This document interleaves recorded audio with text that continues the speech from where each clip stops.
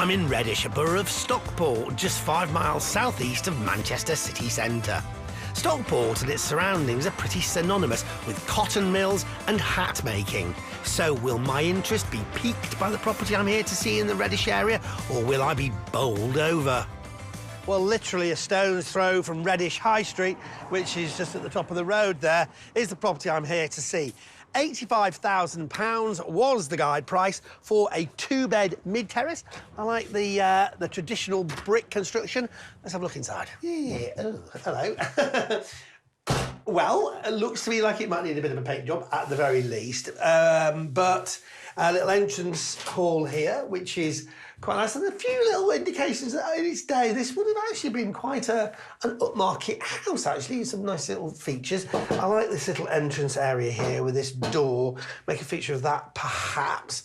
Stairs up to your bedrooms and then into your main living area. Now, obviously, there's lots and lots of bits of well, I guess building bits. It looks like it's a project that somebody started, but hasn't necessarily finished. I don't think this is an ideal place for a little vanity unit, but, you know, whatever. Fireplace that definitely needs some work. Something a bit more serious, though.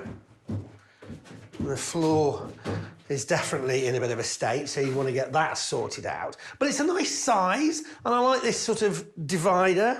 I don't think you need to do any more in terms of knocking that through. This rear area here, it's quite a nice space. The whole house, because it's all knocked through, feels really good. And then you've got the kitchen. Again, not a bad size. And the high ceilings really help. And they're talking about ceilings. That's going to need a bit of work.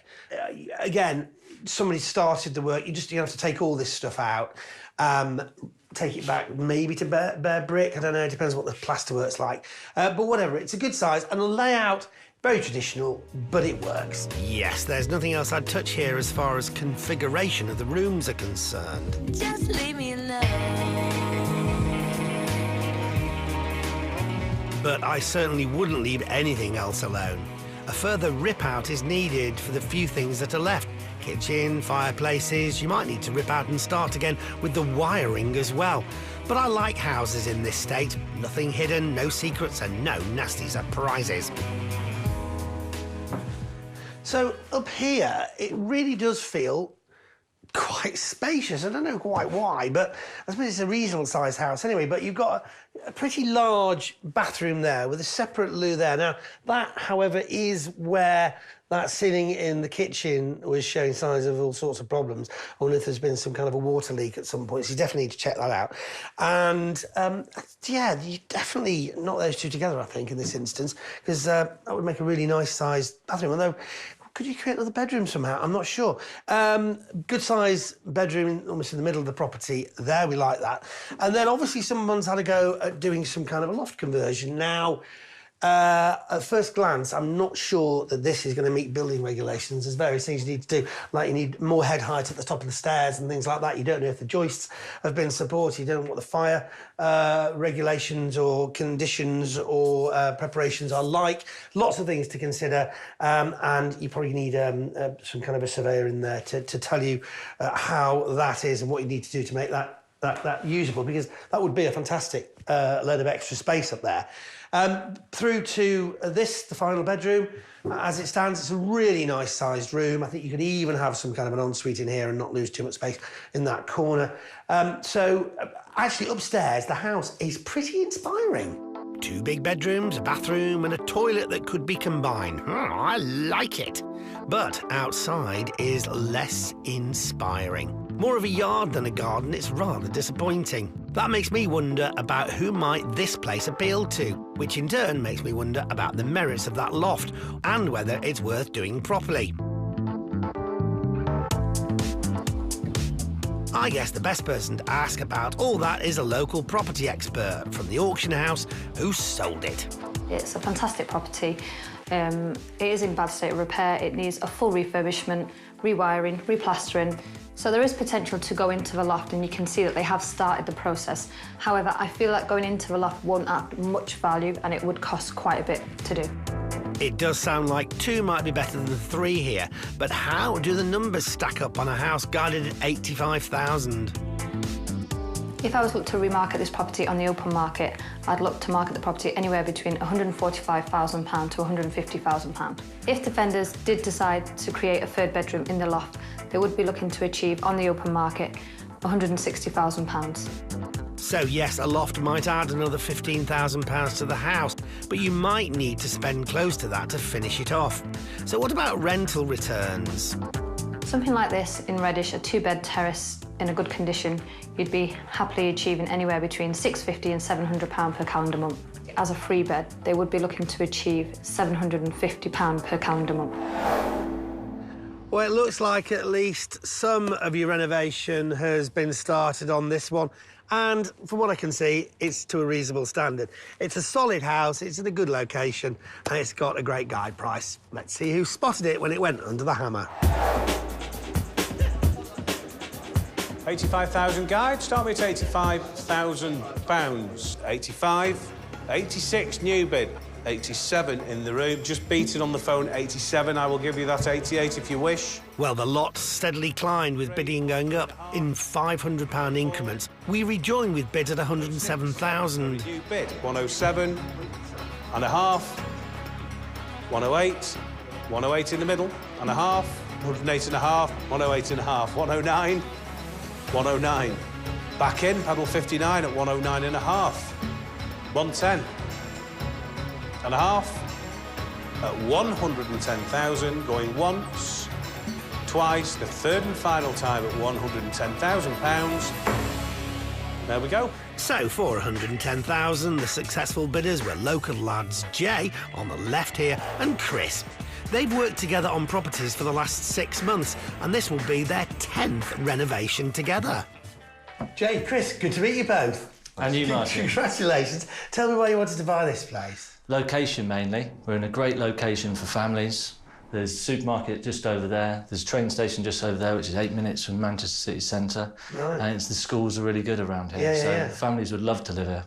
So tell me about you two. What's the deal? I retired from football just over a year ago. We met on a business course at the time, and then we combined from there, and now we've got a company together. OK, so you were a footballer previously? Yeah, so I started at 16 in Bristol City. I managed to play a couple of times for Wales and played in and around the Football League, but sadly I did my knee on my debut at 18, so my career dwindled as my knee was deteriorating, and I was retired by 27.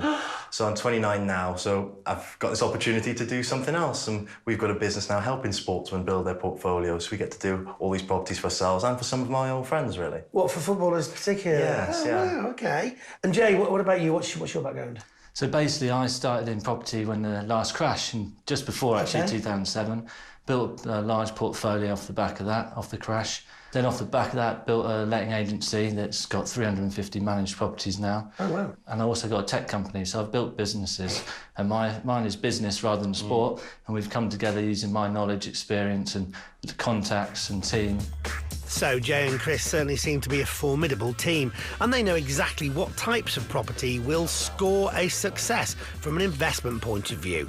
How are they going to tackle this house where the renovation work had already kicked off? Did it bother you that somebody's obviously started some of the work and sort of it's work in progress? Was that a bonus, or was that, you know, just a hindrance? The bonus is you can see the walls. Yes. So we know which ones need a replaster, but we come in usually attack every project thinking we're going to have to reskim everything. Right. So that was the only thing that was good about this. I think the best thing is there's so many options because it is so large. We can make 3-bed, go into the loft. We had many things that we could think about on this project. Sure. Now we talk about the loft because you mentioned it. What's the plan for the loft? Well, we've had an architect draw up some plans, haven't we, about how to make the most of it. And we've sort of added that to the list of the 3 ideas we have for this house. One is to keep it as a large 2-bed and make it into a large bathroom, 2 large doubles. We have the other option is to try and move the bathroom more to the centre of the house and create a double at the front and 2 slightly smaller rooms, or go with the loft. And we're getting all the quotes in now, and we're just working all our figures to see what we think is going to give us the best return. Right. So what's the budget for all that then? And obviously you've got various options there. Yeah. So what are the 3 options and the budgets? I think we were talking between 15 and 20,000, weren't we? I think generally is where we're keeping. If we go to loft, it's going to go over that.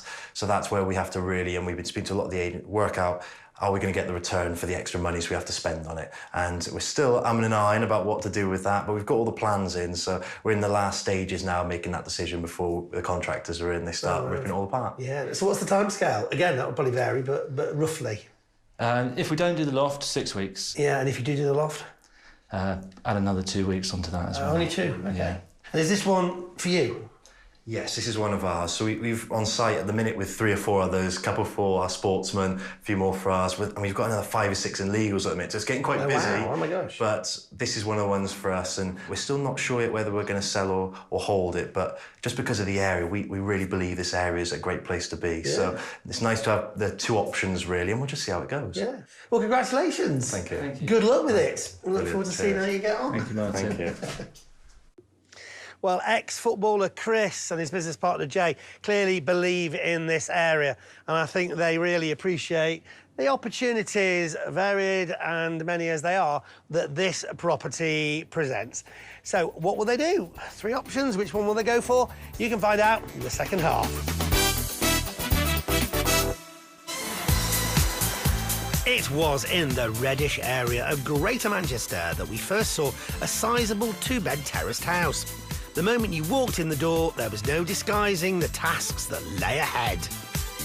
Obviously, there's lots and lots of, well, I guess, building bits. It looks like it's a project that somebody started, but hasn't necessarily finished.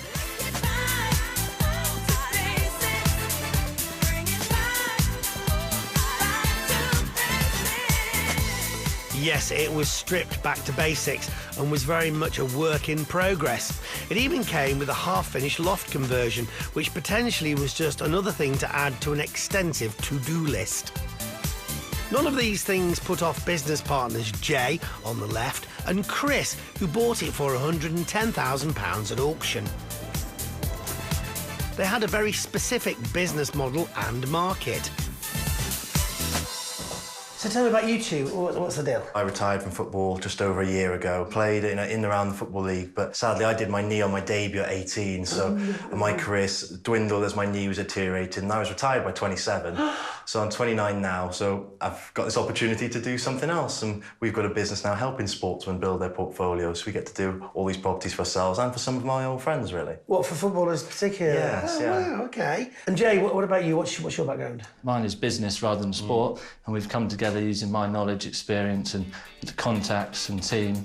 And with Jay owning a letting agency with nearly 400 properties on its books and an extensive background in property renovation, these two were well set to build their footy investment portfolio. To kick this off, their 10th renovation together, they had a budget of £15,000 to £20,000, and they hoped their team of builders could finish it, ready to sell on, in 6 weeks. Now, 8 weeks on, I hear the full-time whistle blow, don't you?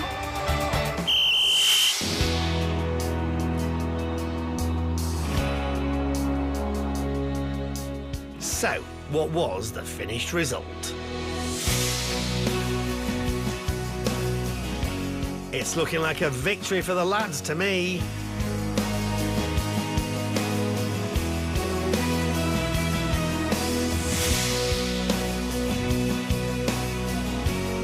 Well, those 2 reception rooms really hit the mark. And the kitchen?